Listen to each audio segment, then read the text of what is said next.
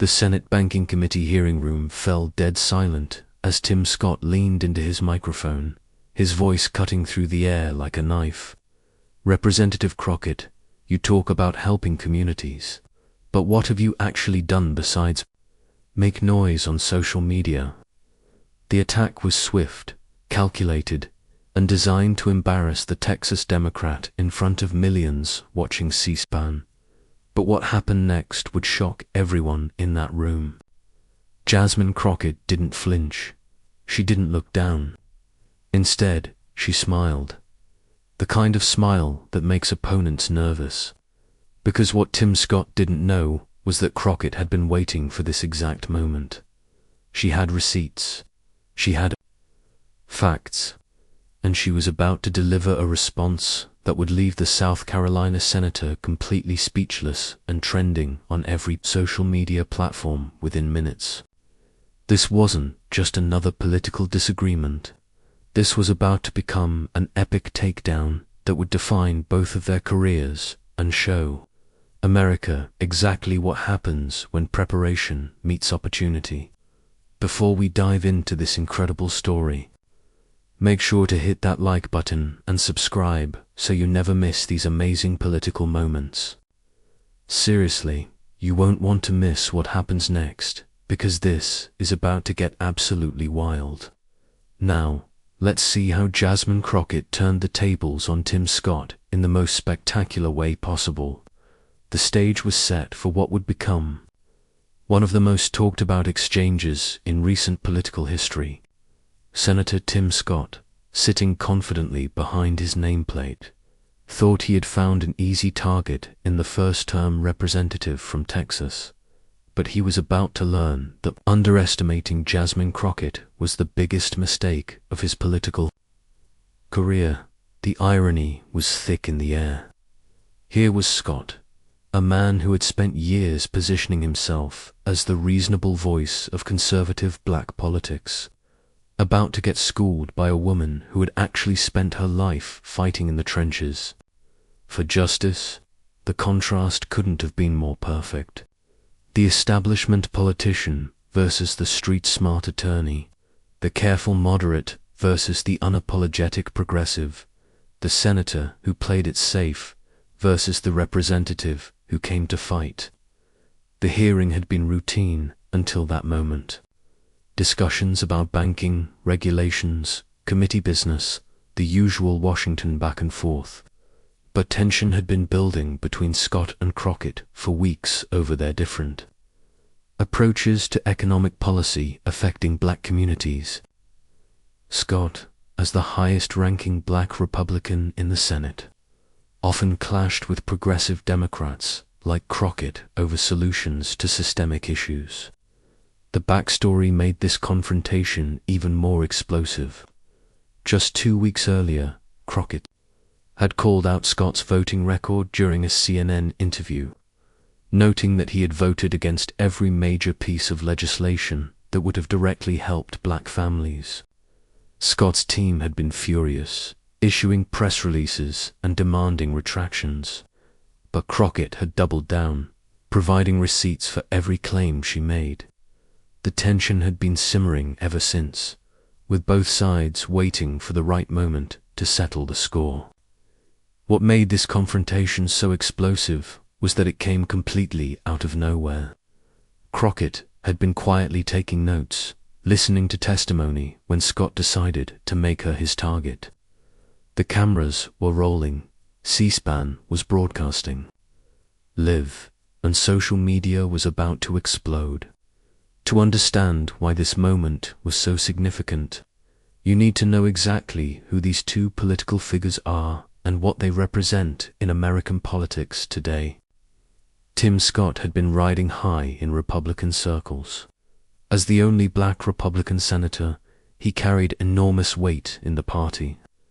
Born in North Charleston, South Carolina, Scott had built his career on a message of conservative values and personal responsibility. He'd served in the House before moving to the Senate in 2013 and had even made a brief run for president in 2024 before dropping out. Scott's political brand was built on being the reasonable conservative voice, someone who could speak to issues affecting Black Americans while maintaining strict Republican principles. He was polished, experienced, and used to being the only black face in Republican leadership meetings. His supporters saw him as proof that the Republican Party was inclusive and forward-thinking. But critics argued that Scott often served as political cover for policies that hurt the very communities he claimed to represent. They said he was more interested in appealing to white conservative voters than actually fighting for Black Americans. This tension had been building for months as Scott positioned himself as a countervax to progressive Democrats. The truth was, Scott had become comfortable in his role as the GOP's go-to black voice. He'd grown used to difference from colleagues, respect from conservative media, and the assumption that his perspective would go unchallenged. He'd participated in countless debates where his identity gave him automatic credibility on racial issues regardless of his actual positions. This comfort had made him overconfident, perhaps even arrogant, about his ability to handle any challenger who might question his approach. On the other side sat Jasmine Crockett, and she represented everything that made establishment politicians nervous. A former criminal defense attorney from Dallas, Crockett had been elected to Congress in 2022 as part of a new wave of young progressive Democrats who weren't interested in playing by the old rules. At just 42 years old, Crockett had already made a name for herself as someone who didn't back down from fights. She'd gone viral multiple times for her sharp questioning during committee hearings and her ability to break down complex issues in ways that regular people could understand. Her background as a defense attorney had taught her how to think quickly, under pressure, and how to dismantle weak arguments piece by piece. Crockett represented a district that was majority black and Hispanic, and she'd won her seat by promising to be an unapologetic advocate for working families. She wasn't interested in compromise for the sake of compromise, and she especially wasn't interested in being lectured by replicants about what was best for her community. What made her particularly dangerous to opponents was her combination of legal training, social media savvy, and genuine connection to the people she represented. Unlike many politicians who seemed disconnected from real struggles, Crockett had grown up in South Dallas and understood poverty, discrimination, and the challenges facing working families firsthand. Crockett had a reputation for doing her homework. Her staff was known for preparing extensive briefing books for every hearing, every meeting, every appearance. She understood that as a black woman in Congress, she would be held to a higher standard than her colleagues. So, she made sure she was always the most prepared person in the room. This wasn't just professional pride. It was survival strategy in an institution that was still dominated by white men who were often looking for reasons to dismiss her. This confrontation represented much more than two politicians disagreeing. It was about competing visions for how Black Americans should engage with the political system. Scott represented the conservative approach: work within existing systems, focus on personal responsibility, don't rock the boat too much. Crockett represented the progressive approach: challenge the system directly, demand structural changes, and never apologize for fighting hard. The hearing room was packed with staffers, lobbyists, and reporters who sensed that something big was about to happen.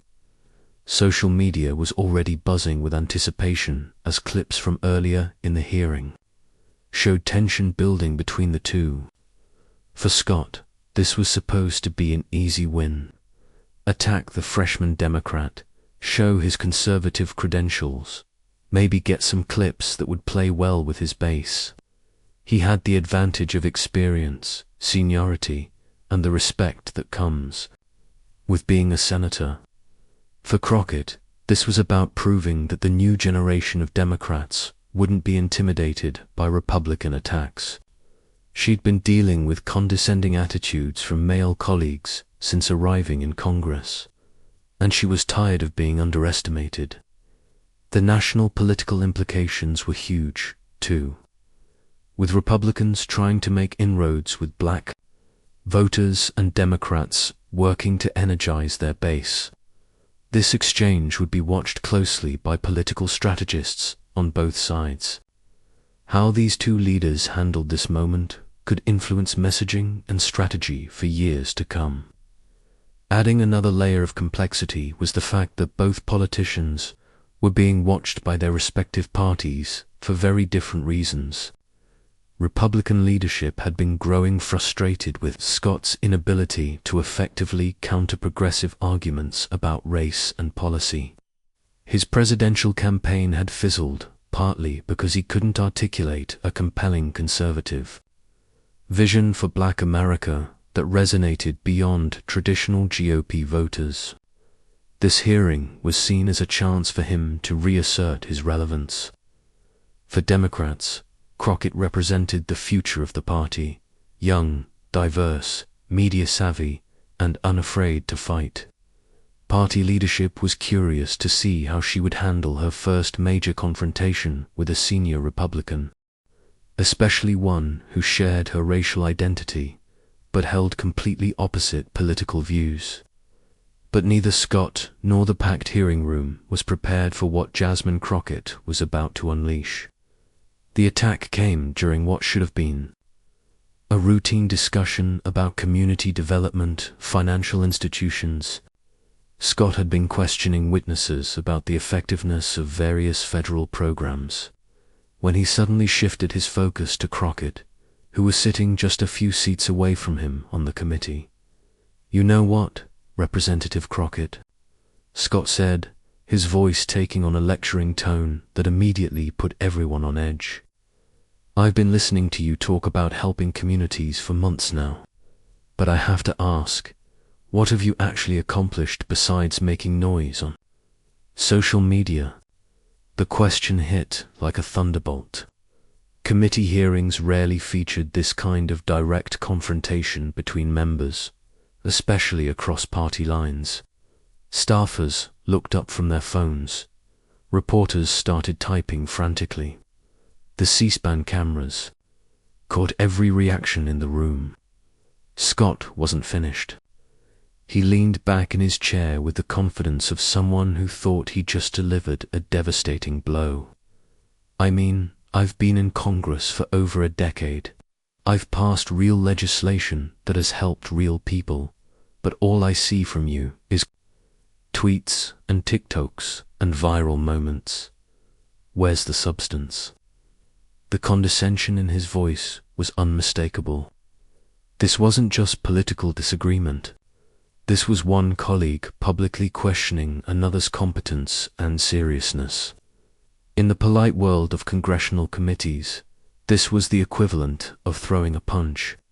Scott's tone carried all the dismissive energy of someone who believed. His years in Washington automatically made him superior to the social media politicians sitting across from him.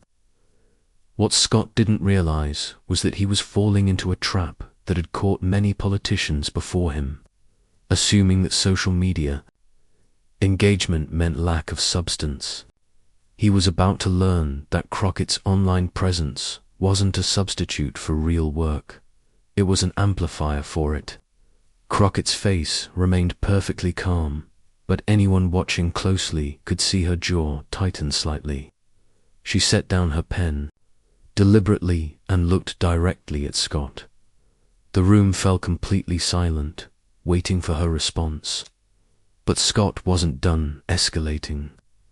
Apparently emboldened by what he saw as Crockett's silence, he decided to twist the knife deeper. Senator Scott interrupted the committee chairman, trying to restore order, but Scott waved him off. "No, I think this is important," Scott continued. "We have serious work to do here, and I'm tired of grandstanding." Representative Crockett, You represent a district with real problems: poverty, crime, education, challenges. Your constituents deserve better than someone who's more interested in going viral than doing the hard work of governance. Now, he had crossed a line, that veteran. Politicians knew better than to cross. Questioning someone's competence was one thing, but suggesting they didn't care about their own constituents was a direct attack on their character and fitness for office. The tension in the room was thick enough to cut with a knife. Republican staffers were frantically texting, sensing that their boss might have overplayed his hand. Democratic staffers were equally busy, some looking worried about how their member would respond to such a public attack. Social media was already exploding. The C-SPAN clip was being shared on Twitter faster than anyone could keep track.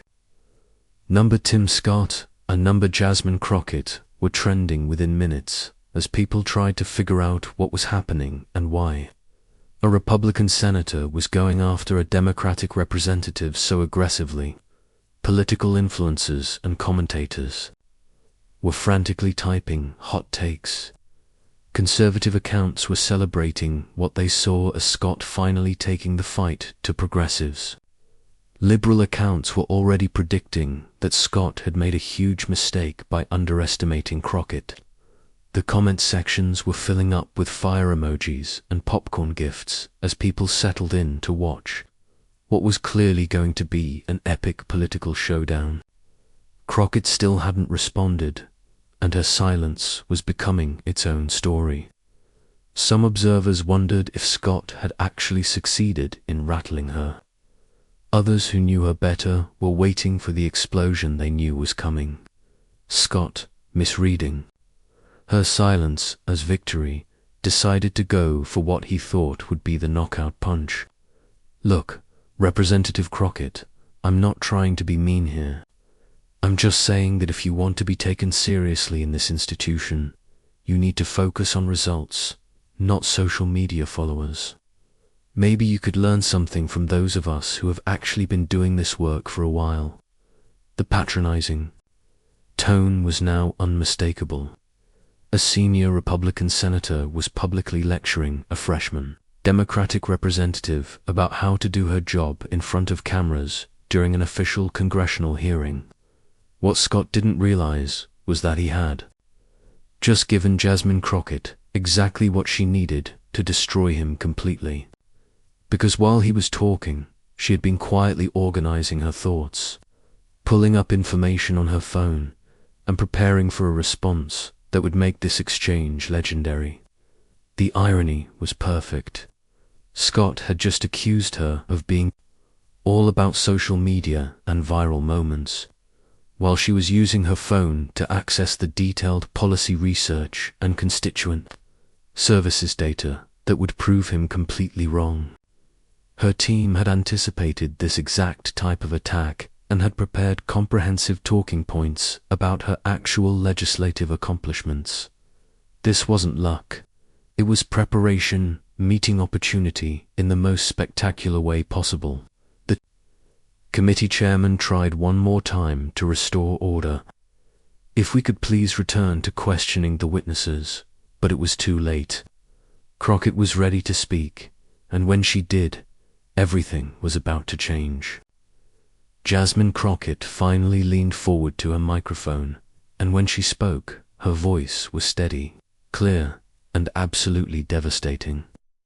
"Well, Senator Scott, since you asked what I've accomplished, let me tell you exactly what this freshman representative has been doing while you've been busy being the Republican Party's token black voice." The room gasped. In the polite world of congressional discourse, calling someone a token was like dropping a nuclear bomb. But Crockett was just getting started. The word choice was deliberate and devastating.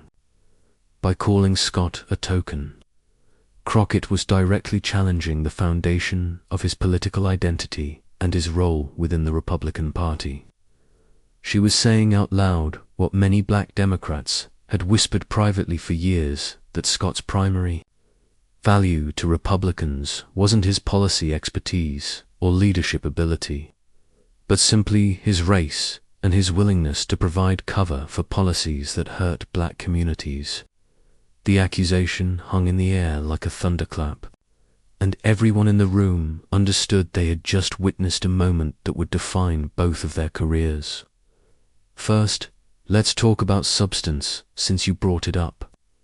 In my first year in Congress, I've co-sponsored 47 pieces of legislation, focused on economic justice, criminal justice reform, and healthcare access. That's more than you sponsored in your first 3 years in the House. But I guess you were too busy learning how to be a good Republican to actually help people. Scott's confident smirk was already starting to fade. This wasn't the response he expected from someone he thought he could easily intimidate. But let's get specific, Senator, since you seem confused about what real work looks like. Crockett pulled out her phone and started reading from it. A move that would have seemed unprofessional from anyone else, but somehow looked perfectly natural coming from her. Last month, my office helped 847 constituents with federal agency problems. Social Security, veterans benefits, immigration issues. How many constituents did your office help last month, Senator? Do you even know? The question hung in the air like a challenge. Scott opened his mouth to respond, but Crockett wasn't finished. Oh, and since you mentioned my district's challenges, poverty, crime, education, let me tell you what I've actually done about them instead of just giving speeches about personal responsibility. What happened next was a masterclass in political destruction. Crockett began methodically listing specific accomplishments, each one delivered with surgical precision designed to show Scott's attacks for what they really were: uninformed nonsense. From someone who had stopped doing the actual work of representing people. I secured $3.22 million in federal funding for after-school programs in Dallas. I worked with local law enforcement to establish community policing initiatives that have reduced violent crime by 15% in 3 target neighborhoods. I helped pass legislation that increased Pell Grant funding, directly benefiting students at historically black colleges and universities. With each accomplishment, Scott looked smaller and smaller. He had attacked her competence, and she was systematically proving that she knew more about effective governance than he did. But here's what really bothers me about your little speech, Senator Scott. Crockett's voice took on an edge that made everyone in the room sit up straighter. You sit there and lecture me about social media and going viral, but you seem to forget that social media is how many of my constituents get their information. When I post a TikTok explaining how to apply for federal student aid, that video gets seen by 100,000 young people who might not otherwise know about those resources. She paused for effect, letting that sink in. When I tweet about a town hall meeting, I get 3 times the attendance that traditional media announcements generate. When I go viral for asking tough questions in committee hearings, it's because I'm holding powerful people accountable in ways that actually reach the people who need to see it. The room was completely silent now. Every person present understood. They were watching something special, political takedown that would be studied and replayed for years to come. But you know what really gets me, Senator? Crockett's voice dropped to almost a whisper, which somehow made her words more powerful. You have the nerve to question my commitment to my constituents when you've spent the last 5 years carrying water for a party that actively works against the interests of people who look like us. Scott tried to do more. Representative Crockett. I'm not finished. The steel in her voice cut him off immediately. You want to talk about accomplishments? Let's talk about your accomplishments. You've been in Congress for over a decade, and what do you have to show for it? You voted against expanding Medicaid, which would have provided health care to thousands of black families in South Carolina. You voted against raising the minimum wage. You voted against student loan forgiveness. Each you voted against hit like a hammer blow. Crockett was systematically dismantling Scott's credibility as someone who claimed to represent black interests while consistently voting against policies that would help black communities. You stood on that debate stage during your presidential run and talked about being the candidate who could bring people together. But your voting record shows you've spent your entire career dividing people by choosing party loyalty over people's lives. Scott's face was red now, clearly frustrated and looking for a way to respond.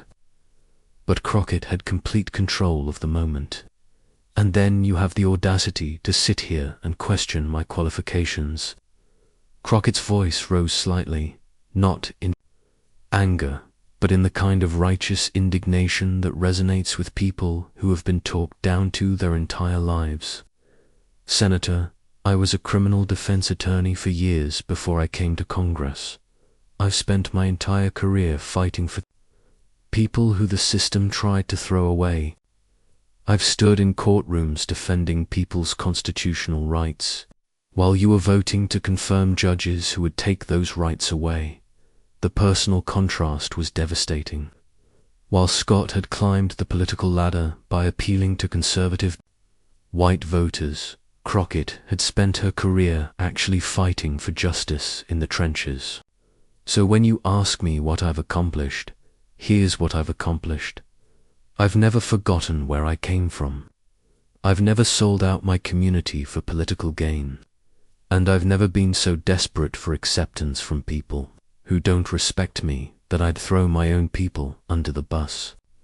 The final blow was delivered with such precision that several people in the room actually gasped. Crockett had just accused Tim Scott in public on camera of selling out his own community for political advancement. Scott finally managed to speak, his voice shaky with anger and embarrassment. Representative Crockett, that is completely inappropriate. What's inappropriate, Senator, is a black man in your position using Republican talking points to attack a black woman who's actually doing the work. What's inappropriate is you questioning my qualifications when you've never bothered to learn what I actually do. What's inappropriate is this entire performance you just put on. Crockett leaned back in her chair, having delivered a response so complete and devastating that Scott was left speechless. The room remained silent for several long seconds as everyone processed what they had just witnessed. The committee chairman, sensing that things had gone far beyond what was appropriate for a hearing, quickly called for a recess, but it was too late. The damage was done and the video was already going viral. The immediate aftermath of Jasmine Crockett's takedown of Tim Scott was unlike anything Washington had seen in years. Within minutes of the exchange, social media exploded with a force that surprised even seasoned political observers. The hashtag #Crockett Destroy Scott was trending on Twitter within 15 minutes. The original C-SPAN clip was shared thousands of times in the first hour with political commentators, activists, and regular citizens all weighing in on what they had just witnessed. Progressive Twitter was absolutely on fire. Alexandria Ocasio-Cortez tweeted, "This is what happens when you underestimate someone who actually does the work at Jasmine for us. Just gave a masterclass in how to respond to bad faith attacks." The tweet got over 200,000 likes in 2 hours. The Shade Room posted a clip with the caption, "Auntie Jasmine said, not today." That went viral on Instagram, introducing Crockett's takedown to a whole new audience of young black social media users who might not normally pay attention to congressional hearings. TikTok exploded with reaction videos. Young black women especially embraced Crockett's response, with many creating videos breaking down exactly why her comeback was so effective. One TikTok user explained, "She didn't just defend herself, she exposed his whole game. That's how you handle someone trying to come for you." Conservative social media was notably quieter, with many Republican influencers simply pretending the exchange hadn't happened. Those who did comment mostly tried to criticize Crockett's tone rather than engage with the substance of her response, which only made it more obvious that she had won the exchange decisively. Within hours, every major news outlet was covering the story. CNN ran the full exchange with the headline, "Democratic Rep Delivers Blistering Response to GOP Senator's Attack." MSNBC's Joy Reid dedicated an entire segment to the exchange, calling it a perfect example of how the new generation of Democratic leaders refuses to be intimidated. Even Fox News was forced to cover the story, though they focused primarily on whether Crockett's response was appropriate for a congressional hearing. But the fact that they covered it at all showed how big the story had become. The Washington Post published an analysis piece examining the broader implications of the exchange for black political leadership. The New York Times ran a profile of Crockett, noting that she had emerged as a powerful voice for a new generation of progressive Democrats. Political podcasts couldn't get enough of the story. Pod Save America dedicated their entire episode to the exchange with hosts Jon Favreau and Dan Pfeiffer, calling it one of the most effective political responses we've ever seen. Conservative podcasts mostly ignored the story entirely, which spoke volumes about how badly it had gone for Scott. Tim Scott's team went into full damage control mode immediately after the hearing. His communications director issued a statement, saying that the senator regretted that the discussion became personal and that he respected Representative Crockett's passion for her constituents. But the damage was already done. Scott appeared on Fox News the next evening, trying to reframe the exchange as an example of Democratic hostility and inability to have civil discourse. The interview was widely panned, with critics noting that Scott seemed defensive and unprepared for questions about his own voting record. Several conservative commentators who had initially supported Scott's attack began distancing themselves once they saw how thoroughly Crockett had dismantled his arguments. One prominent Republican strategist, speaking anonymously, told Politico, "Tim stepped in it at big time. You can't attack someone's qualifications if you haven't done your homework on what they've actually accomplished." Scott's presidential ambitions, which were already on life support after his failed 2024 campaign, were dealt another serious blow. Political insiders noted that the exchange had revealed Scott as someone who could be easily outmaneuvered by a first-term representative, raising questions about his effectiveness as a national leader. For Jasmine Crockett, the exchange was a career-defining moment that established her as a major figure in Democratic politics.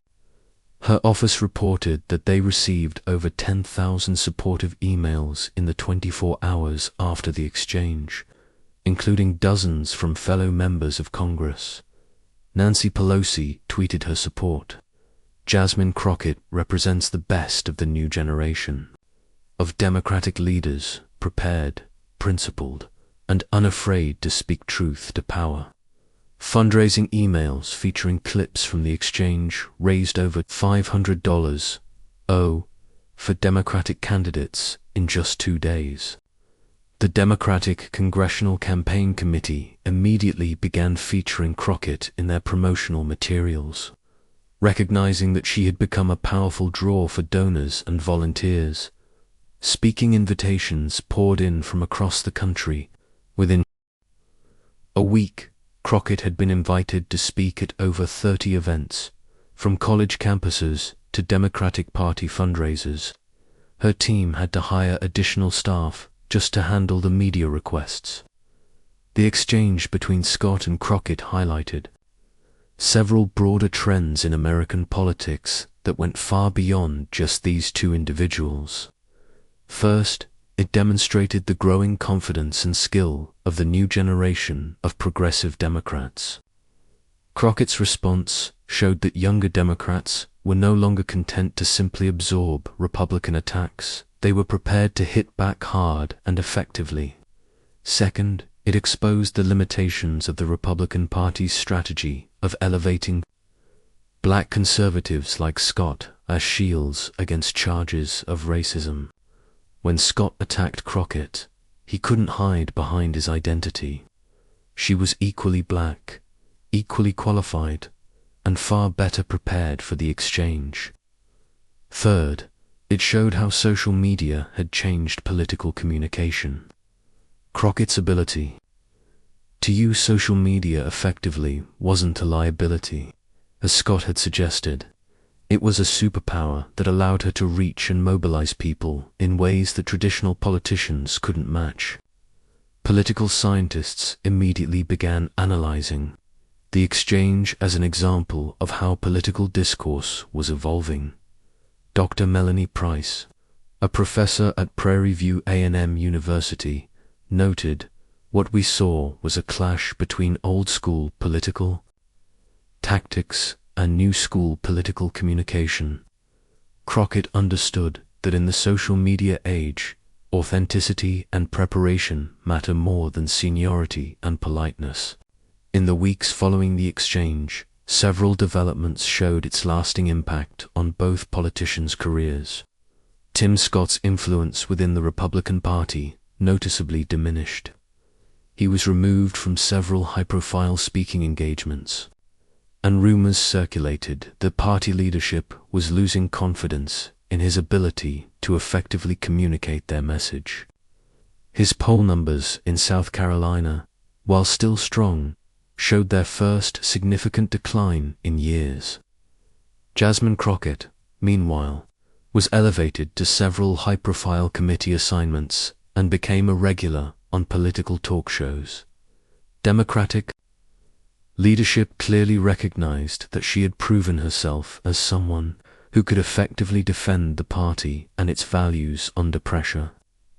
The exchange also had implications for how political attacks were conducted. Several Republican strategists noted privately that the Crockett-Scott exchange had shown the risks of underestimating younger Democratic politicians, especially women of color who had proven themselves in other arenas before coming to Congress. Beyond politics, the exchange became a cultural touchstone for discussions about respect, preparation, and standing up to bullies.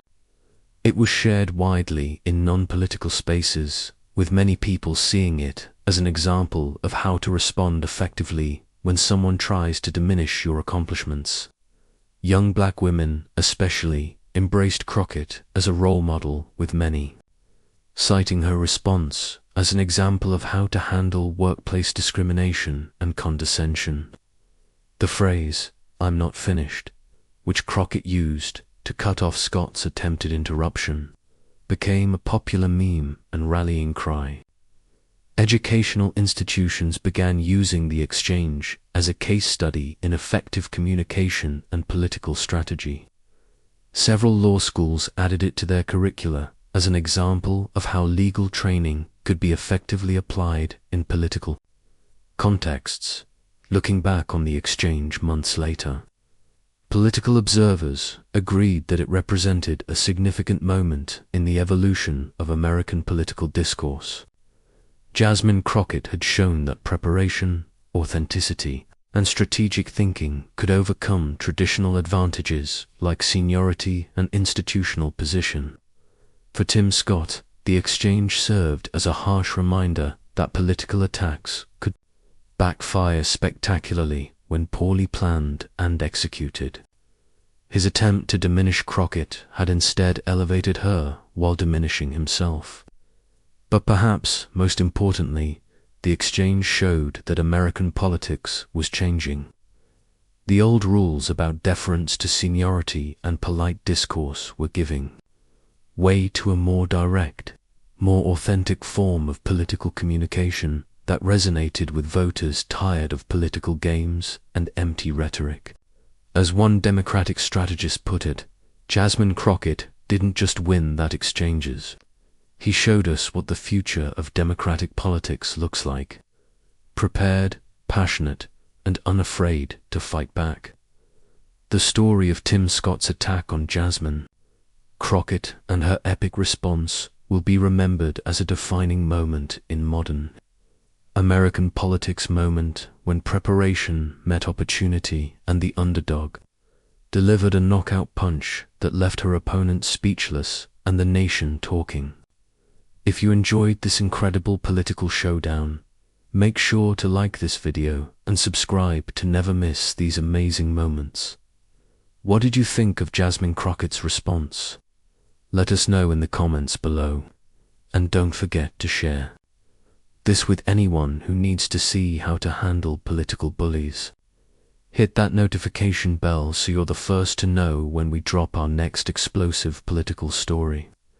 This story proves that in politics, preparation beats position every single time. When you come for someone, you better make sure you've done your homework first, because if you haven't, you might just get the education of a lifetime on live television. Jasmine Crockett didn't just defend herself that day. She showed the entire country what real political leadership looks like in the 21st century. The exchange also serves as a perfect reminder that in our social media age, every political moment can become a defining moment. One well-prepared response can change careers, shift narratives, and inspire millions of people who are tired of seeing bullies get away with their tactics. Sometimes all it takes is one person willing to stand up and fight back with facts, preparation, and the courage to speak truth to